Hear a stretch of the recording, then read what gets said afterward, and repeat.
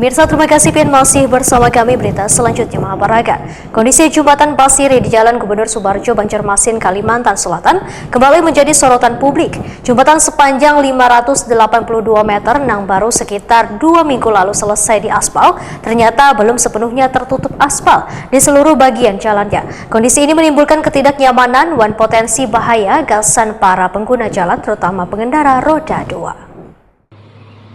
Kondisi jembatan Basiri di Jalan Gubernur Subarjo, Banjarmasin, Kalimantan Selatan kembali menjadi sorotan publik. Jembatan sepanjang 582 meter yang baru sekitar 2 minggu lalu selesai diaspal, ternyata belum sepenuhnya tertutup aspal di seluruh bagian jalannya. Bagian turunan jembatan masih tampak kada di aspal. Di area tersebut permukaan beton terlihat pecah-pecah dan membentuk cekungan persegi panjang sedalam kurang lebih 5 cm. Kondisi ini menimbulkan ketidaknyamanan dan potensi bahaya gasan para pengguna jalan, terutama pengendara roda 2. Akibatnya banyak pengendara yang terkejut wahai melintas dengan kecepatan tinggi dan tiba-tiba menghantam bagian jalan yang berlubang tersebut. Bahkan beberapa pengendara sempat terjatuh karena kada menyadari adanya kubangan besar, terutama wayah malam hari atau ketika hujan turun dan genangan banyu menutupi lubang. Seorang pengguna jalan Maspah Wayatokuni Primatipi jelang tengah hari Rabu 8 Oktober 2025 menyatakan suah gugur wayah melalui jembatan. Wah ini selalu merasa was-was saban kali melalui lokasi tersebut. Iya, Bu, Pian tiap hari kah lewat sini, Bu? Tiap hari nak kan?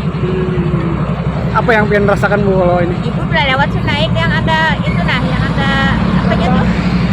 Yang ngelopaknya tuh perasaan beran apa pelang sepeda motor tahan-tak. Tahu Pian ini sudah lawas lah, Bu? Tahu Ibu? Sudah lawas saya rasanya 2-3 bulan ini nih. Kurang lebih 2 minggu. Oh, 2 minggu di aspal.